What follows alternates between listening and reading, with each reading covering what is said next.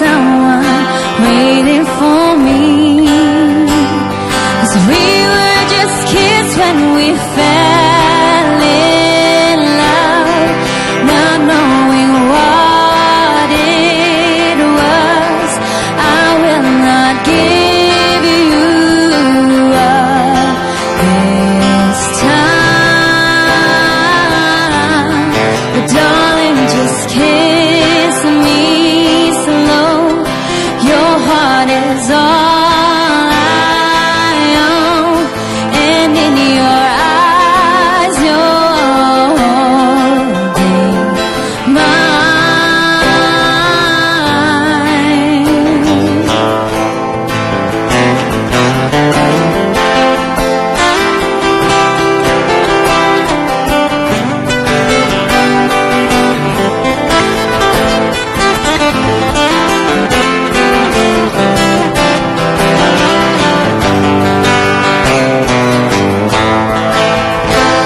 I'm dancing in the dark with you between my arms, barefoot on the grass, listening to our favorite song. And you said your love commands. I whispered underneath my breath.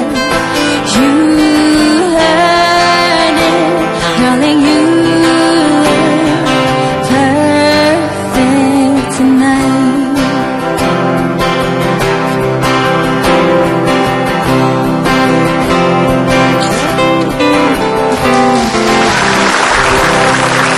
And that's Raka Siddiq and Friends. Wow. Take a look at that. Actually, boleh saya pegang satu nggak? Boleh. Nah, karena ini yang menarik sebenarnya. Wow. Gitarnya tipis banget kayak body aku. Ya, tipis banget loh. Ya dilihat dari sini tapi ya. Ini gitar loh. Gitar. Ini gitar. Oke, nah mungkin saya miringin gini supaya kelihatan ya. Nah ini gitar. Ini paling berapa? 1 cm? 8 mm. 8 mm. Ya, It's ini- not even 1 cm ya. Yes. Wow, ini 8 mm. Bisa dilihat dan ini ini kita pasangin clip on karena supaya suaranya keluar. Tapi basicnya kalau nggak ada ini pun tetap bunyi ya. Tetap bunyi. So this is not electric guitar. Bukan. Ini Plastik gitar. akustik elektrik. Akustik elektrik. Ya, Jadi betul. bisa jadi elektrik tapi Betul. dimainkan biasa pun. Masih bunyi. Nah, coba. Ini kan sekarang nggak pakai listrik kan? Ya. Berarti kan?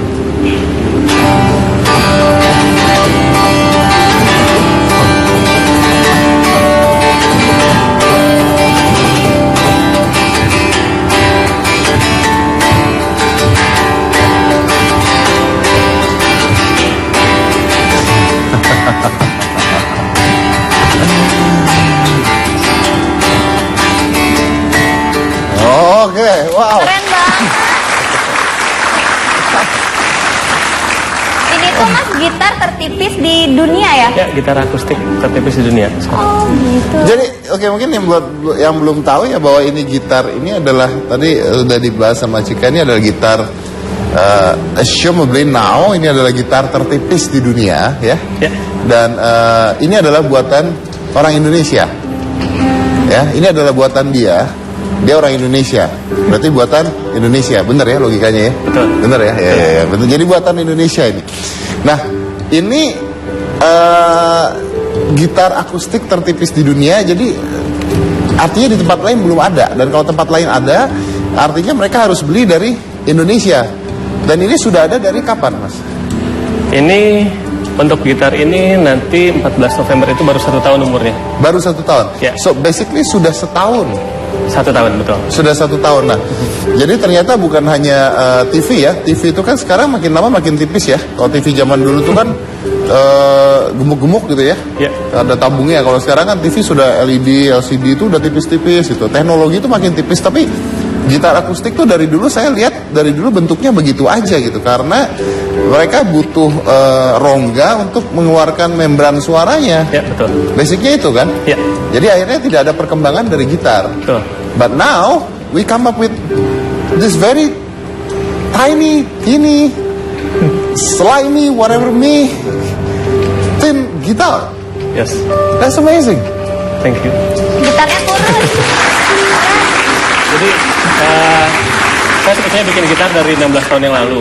Bikin gitar dari 16 Ya. tahun yang lalu. Tadinya hobi, tapi sebetulnya basicnya saya akademisi sebetulnya. Apa? Akademisi sebetulnya. Akademisi. Ya, tapi untuk gitar ini baru 1 tahun terakhir ini. Tapi reaksinya orang-orang animonya luar biasa ternyata. Iya, dan maksudnya begini, maksudnya berarti kalau ada orang lain di dunia ini sudah dipatenkan toh? Sedang dalam proses. Sedang dalam proses. Ya, betul. Oke. Nah, tapi kalau sudah 1 tahun, nih mungkin pertanyaan saya, kalau sudah 1 tahun, tapi jarang sekali saya lihat ada penyanyi atau pemain musik yang menggunakan gitar tipis ini. Ya. So I assume karena kualitas suaranya juga ini bagus banget, bahkan bisa mengalahkan yang akustik biasa mungkin ya. Ya, ini saya nggak nyangka juga ternyata kecepatan dia dikenal orang lebih cepat dibandingkan dia ketemu sama musisi-musisi gitu sekarang ini. Gitu. Ya, jadi I assume bahwa gitar ini harganya mahal sekali sampai musisi nggak mampu beli. Nggak juga. Berapa harganya satu? Jadi untuk sekarang No, itu berapa harganya satu? 3,8 mulai dari 3,8 juta. Sampai ini berapa ini? Kalau yang itu 4,6. 4,6 juta. Betul. Oke, yang paling mahal? Untuk saat ini 5,3. 5,3 juta. Oke. Lalu kenapa musisinya tidak banyak yang pakai? Karena selama kita baru mengenalkan online kemarin itu, gitar ini terlalu sibuk untuk kesana kemari sampai akhirnya kita kesulitan cari waktu untuk ketemu musisinya langsung gitu. Oh. Oke. Oke. Explain me. Saya nggak ngerti apapun tentang gitar. Wah, ya saya tahu bahwa dia keluar suara dari senarnya karena ada tegangan, tekanan dan sebagainya. Tapi logikanya gitar bersuara kan karena rongga yang dibuat. Jadi there's hollow points create sounds. Yes. Without this, how? Jadi ini kita mengembangkan gitar setipis ini tuh di dalamnya tuh ada yang kita namanya teknologi micro chamber sebetulnya. Jadi dalamnya ini masih berongga. Ini masih berongga? Masih berongga. Jadi sebetulnya dia bisa bersuara walaupun tidak di plug itu, dia masih ada vibrasi dari si top dengan si backnya gitu. Jadi sebetulnya ini ada dalamnya itu ada rongganya juga. Gitu. Ya tapi kan kalau rongganya kecil suaranya tidak bagus harusnya. Dan kita ditambah lagi sama konstruksi yang neck through ini. Jadi sustainnya itu jadi semakin besar ya, gitu. Oke, dan Jadi mengandalkan dari gitaran itu suaranya bisa sampai ke Anda menemukan ini dari coba gagal, coba percobaan. gagal. Ya tentunya. Berapa kali? Wah, countless ya. Countless. Iya, countless. Thousands of times. Nggak nyampe sih. Berarti ini artificial. Itu untuk kosmetik. Jadi sengaja saya tuh waktu ngedesain ini nggak pengen ngeganggu tampilan orang sampai ngelihat ini tuh udah cukup dengan tipisnya aja orang Udah terganggu sebenarnya. terganggu. Ya. Jadi saya nggak mau ngeganggu yang lain-lain gitu. Ya, jadi ada feel-nya bahwa you still playing a guitar. Yes, indeed. Ya. Wow, this is amazing. Ini kayunya khusus nggak, Mas? Ya, kalau kayunya ini kita semua pakai kayu solid ya, kecuali untuk seri-seri sera kita bilangnya. Jadi kita selama ini bikin 2 tipe, yaitu sera yang ini yang saya pegang dengan yang Mas Dedi pegang itu Salamina series. Bedanya itu yang Salamina itu semuanya solid wood. Jadi kayu yang ditipiskan, jadi bukan kayak triplex atau apa gitu. Ya, Jadi, bukan hancuran ya. ya, bukan. Jadi ini kayunya itu kita pakai material yang terbaik yang bisa kita dapat di sini gitu dan di luar gitu. Yang bahannya itu sama-sama digunakan untuk gitar akustik yang high end gitu misalnya gitu. Bedanya ini sama itu? Kalau yang ini kebetulan dia nggak ada rongganya kalau yang ini. Ini jadi seri yang paling bawahnya lah. gitu. Kalau nggak ada rongganya bunyinya dari mana?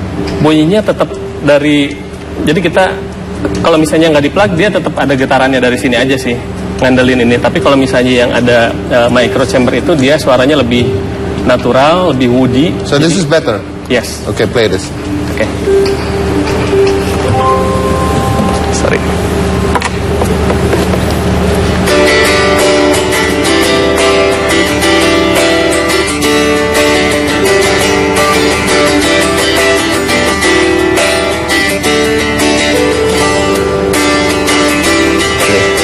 Ya. Stop show off. Udah. Let's go. Nah, kita dengerin Cika main dulu ya. Peta terangkanlah.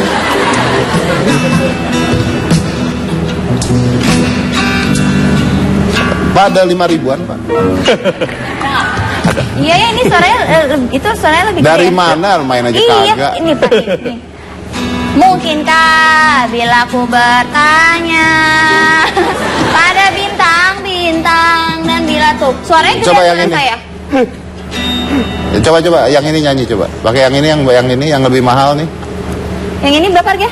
Kalau yang ini 4,6. Untuk 4,6. kita sekarang lagi ada intro price, jadi kita belum rilis resmi. Mas, ini kalau misalkan senarnya putus atau misalkan ada kenapa-napa, itu belinya sama gitar yang biasa juga Ya. atau khusus? Ini semuanya pakai senar gitar biasa aja. Oh, jadi kalau cuman bedanya ini tipis gitu aja. Oh, gitu. Jadi untuk musisi yang mobilitasnya tinggi gitu ya, atau misalnya more simple ya. ya untuk main di apartemen kayak gitu-gitu. Iya, karena apartemen kecil gitu maksud lo ya. Enggak. Tapi Anda ini sebenarnya apa profesinya? Guru, dosen atau apa? Saya sebetulnya akademisi. Saya 2 tahun terakhir kemarin jadi dosen tata boga. What? Ya, Masak masak bisa? bisa. Masak air Ayo. biar matang. Serius? Ya. Jadi lalu ini gimana ceritanya dari dosen tata boga yang you create this? Jadi sebetulnya hobi saya 2 ya. Hobi saya tuh ya gitar dengan masak. Kalau gitar itu nurun dari ayah saya sebetulnya.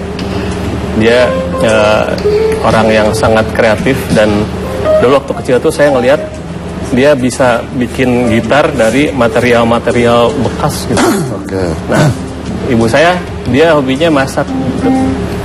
Jadi sampai gede tuh akhirnya ya saya jadi kebawa-kebawa gitu. Ya. Ya untuk bikin Nah, you're bangga juga. successful now. Thank you. Congratulations ya, luar biasa sekali. Ya baik. Saya break dulu karena setelah ini kita akan mengundang seorang musisi profesional yang senior untuk mencoba gitarnya dan menilai gitar tersebut ya. Tapi setelah satu ini jangan mana-mana, tetap di Hitam Putih.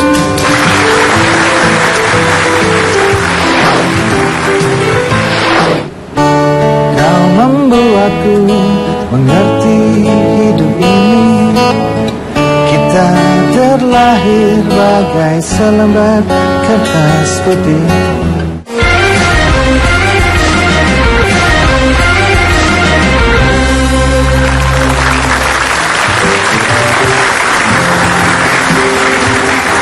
Ya, kita kembali lagi, kita akan bahas gitar unik ini. Jika ada fakta-fakta yang mau dibacakan kah? Ada Pak. Jadi belum lama ini diundang oleh Bapak Presiden Joko Widodo dengan gitarnya Ya. dan dicobain sama Pak Presiden. Betul, betul. Kapan itu? Jadi waktu peringatan Sumpah Pemuda kemarin. Jadi kebetulan saya beruntung bersama pemuda-pemuda se-Indonesia yang lainnya gitu ya. Bisa ikut di dalam perayaan di Istana Negara kemarin itu. Oh, ini fotonya ya. Ya. Tadi ya, oke. Itu gitar yang ini bukan yang? Ya, betul yang itu. Oh, oke. Terus kata Pak Presiden apa? Main aja sih, main terus Bisa ya. main gitar? Bisa ternyata. Lagu apa? Kalau lagunya kurang hafal ya saya. Ya, oke. Terus komen apa? Ya bagus katanya, dan ya mudah-mudahan ini bisa jadi contoh untuk anak muda yang lainnya juga gitu, untuk mengembangkan diri di bidang mereka masing-masing gitu. Ya. Ini didukung tidak sama pemerintah? Oh mungkin sangat. Jadi waktu kita pameran dari yang mulai dari yang di Amerika dengan yang terakhir di Milan itu ini difasilitasi oleh Backcraft, Oh, Badan Backcraft. Ekonomi Kreatif. Iya, iya, iya. Jadi waktu itu ceritanya Pak Joshua Simanjuntak sendiri yang menghubungi saya langsung, dan dia meyakinkan saya untuk, ayo dong, ini waktunya untuk produknya dikenal sama luar gitu, karena ya ini bisa jadi produk unggulan Indonesia gitu di instrumen gitu, di bidang instrumen musik gitu ya. Dan akhirnya beliau meyakinkan saya. Akhirnya waktu ke Amerika itu pertama kalinya Backcraft bawa gitar ini, dan animonya luar biasa juga dari sana gitu. Udah terjual berapa sih ini? Ya, sebetulnya sekarang itu kita masih pre-order ya. Jadi pre-order batch kedua. Jadi belum ada yang punya. Sebetulnya belum ya, belum secara resmi gitu. Jadi rencananya kita baru mau launching itu mungkin selambatnya di Januari tahun depan. Oke. Gitu. Meskipun belum launching, tapi ada rencana untuk melakukan pameran di luar negeri. Kalau pamerannya sebetulnya udah. Oh udah, Ya, oh belum pamerannya rencana. udah. Yang Oh, tadi oke. itu. Ya, jadi kita sekarang target selanjutnya itu justru untuk penetrasi langsung pasar ke luar gitu ya. Cari distributor dan reseller untuk keluar gitu. Namanya apa ini? Ini namanya Animo Essential Gitar. Animo Essential Ya. Gitar. Oke. Dan kalau ini satu saat menarik kan akhirnya akan semua produser gitar membuat seperti ini, gimana nanti? Ini baru pertama gitu ya. Baru pertama itu Essential Gitar tipe 1, tapi adiknya itu udah banyak sebetulnya. Jadi saya yakin cara terbaik untuk karena di zaman sekarang ini sepertinya kopi mengkopi itu udah keniscayaan gitu. Kita akan sulit untuk Membendung membendung itu, ya. itu misalnya, apalagi kalau misalnya datangnya dari luar. Jadi yang kita lakukan sekarang, kita menyiapkan karya-karya selanjutnya sampai orang itu tahu gitu. Jadi ini akan dengan sendirinya dilindungi oleh masyarakat gitu. Gitu sih. Ya, still yang original lah lebih baik ya. Gitu. Sekarang kita akan mengundang salah satu gitaris kenamaan Indonesia untuk mencoba gitarnya yang tertipis ini ya. Ya. Langsung saja kita undang ini dia, Mas Piu.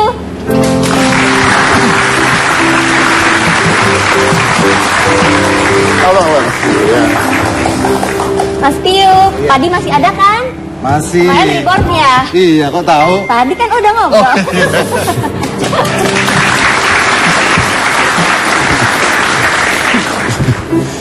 Ya udahlah, tadi kan udah ngobrol juga kan. Apa nih? Gitar Yuk, tertipis di iya. dunia, buatan Indonesia. So what do you think? Ini yang saya pertanyaan pertama adalah kenapa kok setipis ini? Ya. Karena kalau gitar memang harus ada, at least harus ada hollow body-nya kan Ya. ya. Nah, Jadi kenapa? ini memang terinspirasinya sebetulnya dari perkembangan desain saat ini gitu. Nah, kalau misalnya kita amati perkembangan desain sekarang tuh lebih minimalis, lebih tapi yang diambil itu esensinya gitu. Jadi setelah saya pelajari dari dulu sampai sekarang itu gitar itu esensinya tuh ini gitu. Kalau misalnya zaman dulu belum ada teknologi gitu ya, dia memerlukan ruang untuk menghasilkan suara. Nah, ruang itu yang akhirnya saya hilangkan. Ganti semua sama piezo ya? Ya, betul. Oh, oke. Ya. Piezonya ini juga ini ya, apa namanya? Kita rakit sendiri. Rakit sendiri Ya, juga. Mas Piu dicoba langsung. Oke, boleh ya? Boleh.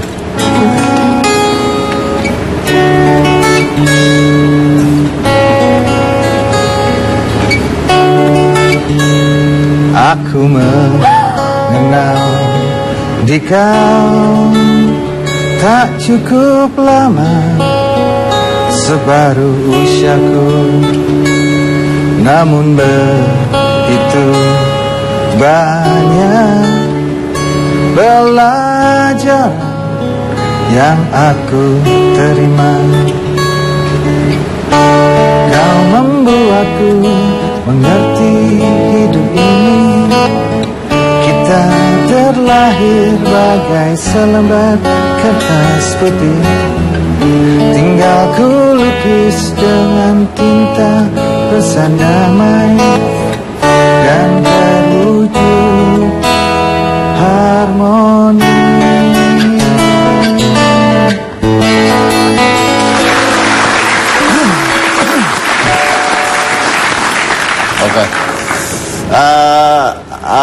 simple questions, Mas Pio. Will you change your guitar with this?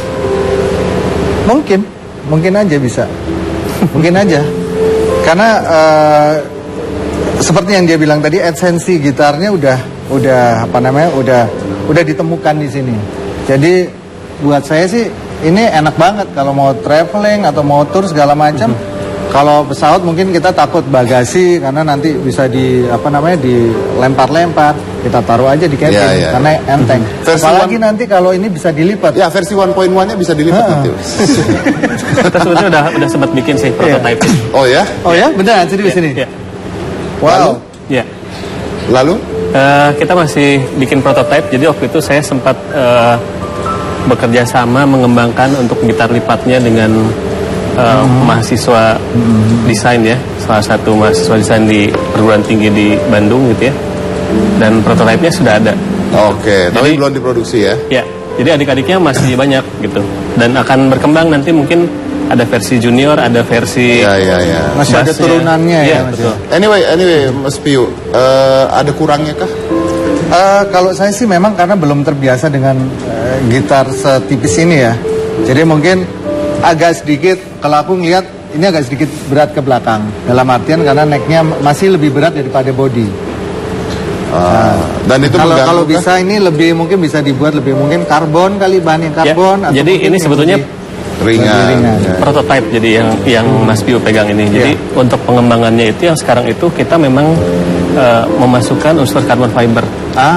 Jadi improvementnya itu yang pada saat yang sekarang pre-order itu sekarang udah pakai itu semua. Pakai karbon. Jadi masalah-masalah yang muncul di yang tipe pertama ini udah kita bikin improvementnya gitu. Gitu. Tapi benar kan? Saya juga Betul, karena emang lebih Ya, akhirnya jadi balance. Tapi apakah balance itu mengganggu Anda? Pasti otomatis ya. Ya. Karena otomatis beban ininya kita agak di yang sebelah kiri. Tapi Roma Irama mainnya ke bawah, nggak apa-apa. Kadang dia ke atas. Ya kan? Ke bawah, ke atas. Ya kan saya mah logika aja, karena dia mainnya ke bawah gini kan.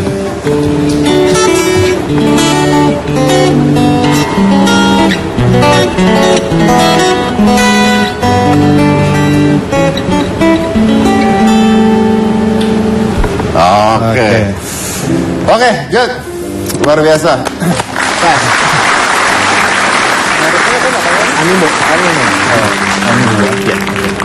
Mas Pio nih sekarang kita ke Mas Pio-nya ya. Kan gitarnya udah. Lagi ada project apa nih Mas Pio? Project kita baru aja reborn, padi reborn. Jadi kita memang buat apa ya? Buat sebuah campaign juga karena udah 7 tahun padi nggak sama-sama, nggak bikin album, nggak konser bareng, nggak ketemu juga. Jadi kemarin tanggal 10 November kemarin kita launch untuk Padi Reborn. Dan sebelumnya kita buat pre-campaign, jadi kita buat mungkin ada yang udah lihat Menanti Sebuah Jawaban, itu sebuah semacam FTV cerita tentang padi. Waktu breaknya, waktu kita vakum, waktu kita break, kita ceritain semuanya tentang keadaannya, kondisi. Jadi nggak ada yang ditutup-tutupin, kita ceritain semuanya. Terus bagaimana kita bonding lagi, bagaimana kita balik lagi, kita lebih spirit kita, brotherhood kita untuk komit untuk bikin Padi Reborn lagi. Asik. Ngomong-ngomong, rambut lebih tipisan ya sekarang. Ini pertanyaan yang paling susah aku jawab sebenarnya. Karena yang nanya kan saya, Anda nggak bisa marah. Karena saya nggak ada rambut. Anda mau marah gimana coba? Enggak, aku mau marah sama dokterku soalnya.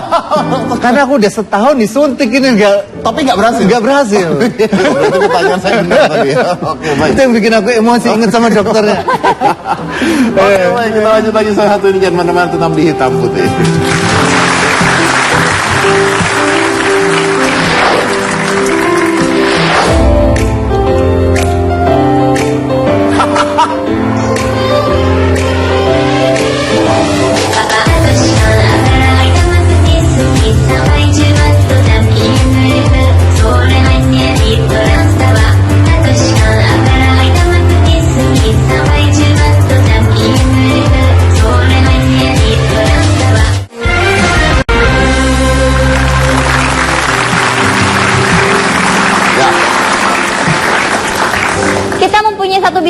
lagi yang karyanya juga mendunia. Bapak mau tahu nggak siapa? Saya kasih lihat VT-nya dulu ya. Belum ngomong mau tahu enggak? Oh ya udah. Bapak mau tahu nggak siapa? Ya udah disiapin VT-nya ya mau nggak mau tahu. Kan bisa nggak di play kok? Ya udah nggak usah. Play lah. Tuh kan. Play ya. Ya udah. Ya udah, silakan kita lihat dulu siapa Hari Citradi ini. Silakan.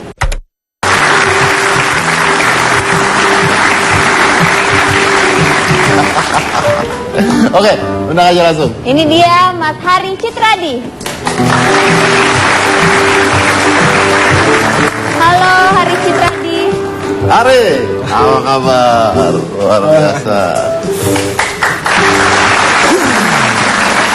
Hari ini YouTuber, ya. Terus dia ini bikin video banyak.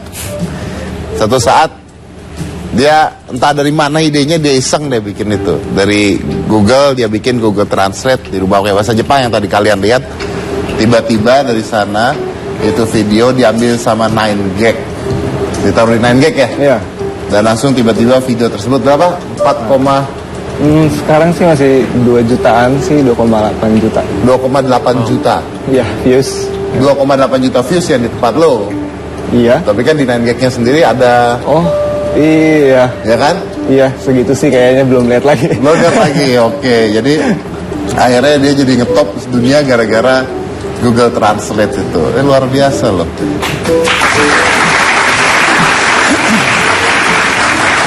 Tapi Ari, idenya dari mana awalnya maksudnya? Gue nggak ngerti maksudnya. It's good gitu, tapi dari mana lo iseng banget untuk oke, gue coba pakai bahasa Jepang gitu? Dari mana idenya? Itu sebenarnya idenya Mas Dedi benar-benar random sih. Itu saya pernah lihat, lagi bener-bener gak ada kerjaan tuh di YouTube. Itu ada random YouTuber, saya lupa tuh siapa namanya. Dia tuh bahas kalau orang Jepang itu ngomong hotdog, sotodogu. Sotodogu. Itu ya saya sih nggak percaya. Terus saya ke Google Translate nih, saya ketik hotdog, saya ganti ke Japanese. Dia bener ngomongnya hotodogu. Itu di situ tuh saya di kamar sendiri ketawa-ketawa tuh. Kok aneh banget. Terus coba download nih, ada software DAW untuk audio tuh. Saya coba masukin nih. Kayaknya dia setengah nyanyi. Dia tuh kayak dari sana udah sambil nyanyi. Iya, karena saya buatin beatnya nih. Asik nih ternyata. Post deh ke YouTube. Post ke YouTube. Iya, itu bener-bener wild idea banget sih. Oke, and then it's very successful. Oke, Cika yang tanya aja. Kalau jadi YouTubernya tuh dari kapan? Mulai post ke YouTube ya berarti ya. Itu dari tahun lalu sih, dari tahun 2015-16. Sebelum ini yang diposting ke YouTube apa? Aku cover lagu sih biasanya. Nyanyi juga. Lagu-lagu orang sih tapi nggak ada. Ini juga apa namanya tuh kalau kayak gitu namanya bikin tuh? Oh, ini Launchpad. Iya gitu juga. Sebenarnya ini media aja sih. Aku lebih ke kompos sih sebenarnya. Kalau ini lo tuh the nextnya Eka Gustiwana lah ya. Bisa dibilang begitu. Bisa dibilang mungkin. Oke. Terus profesinya apa? Sebenarnya main profesinya bukan sebagai YouTuber atau musisi atau komposer, tapi kerja kantoran sih. Oh, kerja kantoran? Iya, kerja kantoran. Di bagian? Di bagian accounting. Di bagian accounting? Iya. Oh, udah berhenti aja lah ya. Bikin ginian aja, bikin musik lah. Ini keren kok ya. Oke, kita mau nantang Harin ya. Jadi coba kata-kata saya dirubah jadi Google Translate Japanese Composing. Or is it Japanese, whatever you want, okay? Jadi coba saksikan Hitam Putih Senin sampai Jumat jam 6 sore hanya di Trans 7. Terlalu gampang. Bersama Deddy Corbuzier, Cika Jessica, Anu dan Billy dan penonton semua di studio beserta kru-krunya. Jadi panjang ya bisa. Jadi satu album ya? Iya deh itu deh. Sampai jam 6 sore. Itu ya, coba. Kebanyakan yang enggak. Tadi apa saya ngomong apa tadi katanya? Saksikan Hitam Putih Senin sampai Jumat jam 6 sore. Senin sampai Jumat jam 6 sore hanya di Trans 7. Ini lagi buat nih ya, masuk ke Google Translate-nya. Ini rubah jadi bahasa apa ini? Sepertinya sih Jepang. Jepang lagi. Oke, Jepang. Hotodoko. Ito. Saksikan Hitam Putih Senin sampai Jumat jam 6 sore hanya di Trans 7. 作詞館アカラハイタムプティスに3倍10マットジャム6ソーレハニャ DI トランス7 Nah, oke, kayaknya ini harus diganti. Kalau punya pacar cewek Jepang ngomong gitu gua gampar. Lalu dirubah jadi Oke. oh dia mikir dulu. Oke, aku coba kompos dulu ya. Ya. Nah, Doraemon nih, Nobita nih, hehehe. Oh dia lagi kompos jadi suaranya tuh jadi gini, suaranya dipecah-pecah ya. Perkataannya dipecah-pecah, lalu ada yang dipanjangin dikit, dipendekin dikit Iya, gitu ya. that's right. Jadi supaya nadanya tuh masuk dengan yang ada di otak dia. Jadi dia mikirnya oh ini kayaknya nadanya bisa kayak gini liriknya gitu. Nah itu disesuaikan dengan each spoken words-nya in Japanese. Nah, lalu dikompos jadi satu, dimasukin lagu sama dia dan jadinya seperti apa nanti. Sudah nih Mas Dedi. Oke? Oke nih. Oke. Kita dengarkan. 作詞館アカラハイタムプティスに3倍10マットジャム ENAM ソーレハニャ DI トランスタワー Kayak orang diare ya.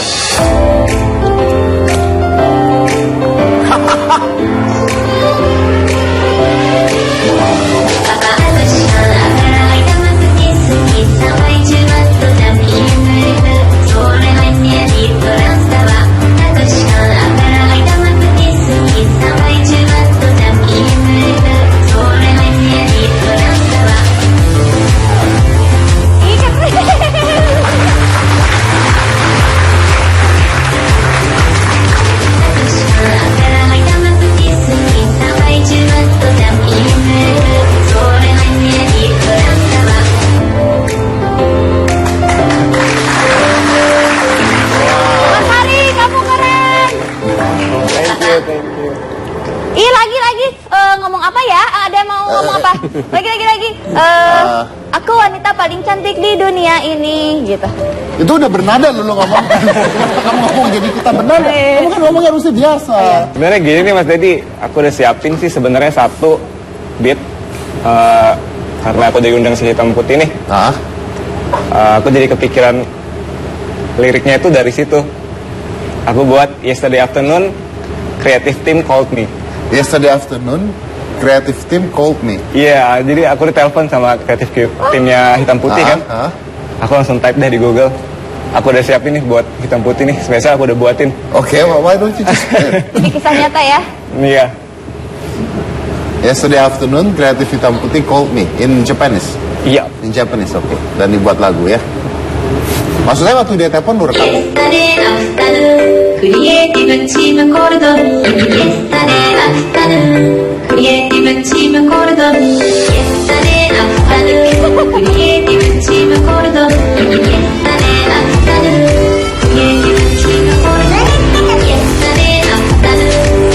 イティブチームコールド Yesterday afternoon クリエイティブチームコールド Yesterday afternoon クリエイティブチームコールド Yesterday afternoon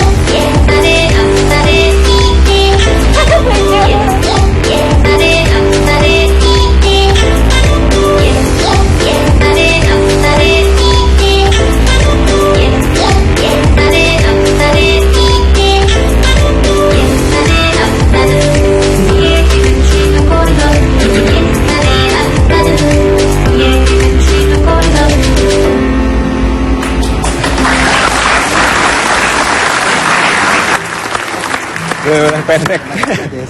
Iya. Wow, okay, that's amazing. I think you can. I think it's just a beginning ya of a new journey ya. Kita tunggu sampai kamu keluar dari kantor berhenti kerja bikin yang beginian. I think it's more fun loh ya. It's more fun kan ya kan? Iya, untuk pertama sih. Terus enak kan? Siapa tahu gitu ya. Oke, kita break dulu. Kita lanjut lagi seri satu ini ya. Jangan mana-mana, tetap di Hitam Putih. Jadi kalau buat tahu dari sisi seni ya, itu sekarang udah nggak ada batasannya, nggak harus bagaimana pakemnya, harus do re mi fa sol la si do, bisa nggak harus berurutan seperti itu, nggak.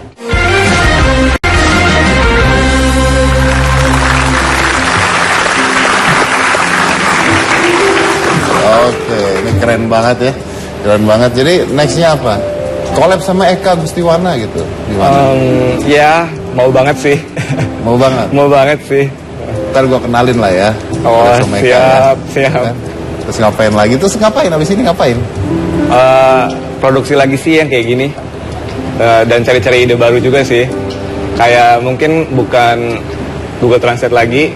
Ya. Atau random orang bicara, aku ambil, aku sampling, aku chop deh. Aku buat menjadi beat. Oke, Mas Bio gimana ngelihat bahwa lu kan udah tua ya? Nah, terus Tampangnya muda dong. apa? Tampangnya muda. Oh ya, ya. Itu nggak bisa Wah, nggak ya. bisa lah. Suka membohongi diri sendiri ya. Menyenangkan diri diri sendiri. Tapi gimana ngelihat? I think it's a new generation ya. Kalau kita lupakan yang negatif, they are positive for sure. Nah, Ya. gimana ngelihat mereka yang kreativitas dan bisa berkarya? Mungkin zaman lu dulu belum mikir kayak begini. Gitu, Susah kan? banget, mikirnya udah susah karena masih analog kan. Ya. Karena masih analog, 80-an tuh masih analog. Dan sekarang semua udah dimudahkan. Jadi kalau buat tahu dari sisi seni ya, itu sekarang udah nggak ada batasannya, nggak harus bagaimana pakemnya, harus do re mi fa sol la si do, bisa nggak harus berurutan seperti itu, nggak. Jadi semua terserah mereka mau bikin karya apa aja. Dari Google Translate dia bisa bikin musik. Kalau orang suka kenapa gitu, kita nggak perlu harus itu bukan apa karya musik atau enggak, tetap orang masih bisa nikmatin dia. Era sekarang seperti, dan kita harus bisa menerima itu, nggak boleh kecil hati, iya, iya. merasa tua gitu maksudnya kan. Iya. Siapa ya? Siapa? Nggak boleh against ya. Kita justru harus Nggak boleh ya, nggak harus boleh masuk di against. sana. Against teknologi nggak boleh juga. Ya betul.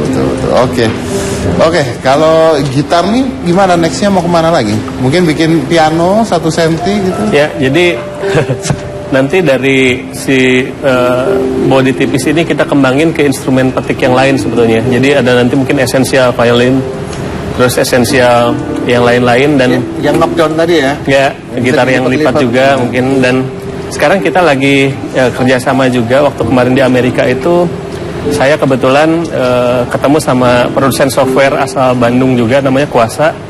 Jadi nanti itu pengembangannya ini akan ada akustik modelingnya gitu. Jadi kita lagi siapin itu sih Oke. sekarang itu. Oke, sukses terus ya. Mudah-mudahan jalan terus dan Thank you. luar biasa bawa nama Indonesia juga ya. Terima kasih Thank you. semuanya udah hadir di Hitam Putih ya. Keren semuanya. Saya tahu Hari sebagai seorang YouTuber dan kebetulan baru saja kemarin tuh saya upload di YouTube. Saya bicara selama kurang lebih 10 menit. Judulnya adalah YouTuber Kampret. Itu judulnya. Jadi Anda cari aja judulnya YouTuber Kampret. Di sana saya bicara tentang pola anak-anak YouTuber atau pola anak-anak yang ingin berhasil di zaman now. Jadi mereka itu bermimpi untuk sukses, bermimpi untuk bisa berhasil, dan cita-citanya adalah terkenal.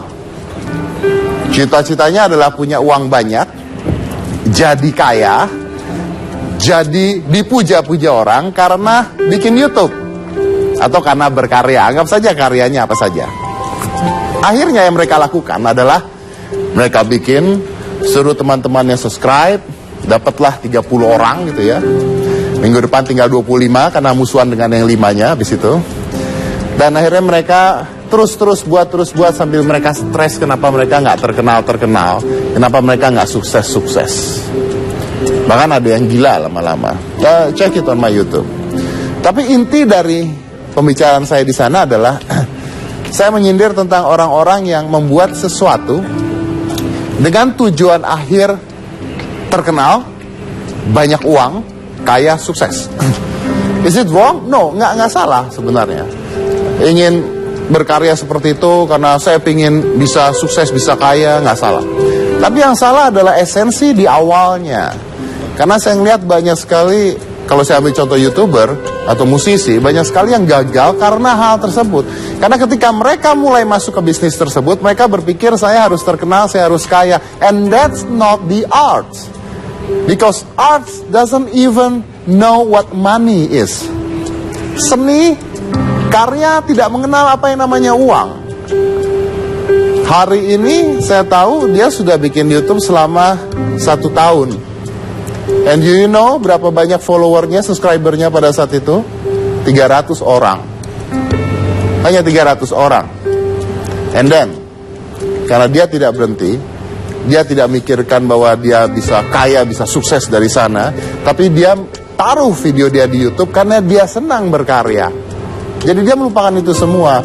Jadi dia hanya berkarya, dia nggak peduli yang nonton berapa banyak, because he loved doing it. That's the point. He loved doing it, not because of money. And then one day, just one day, one video hits, boom. Satu video hit, boom, 2,6 juta. Bayangkan kalau pada saat itu dia stop. Di satu hari sebelum satu video itu menjadi hits, he will never sit there. He will never know what successful meaning is. Tapi hal itu semua tidak akan terjadi kalau dari awal pikirannya adalah sukses, kaya, terkenal. No.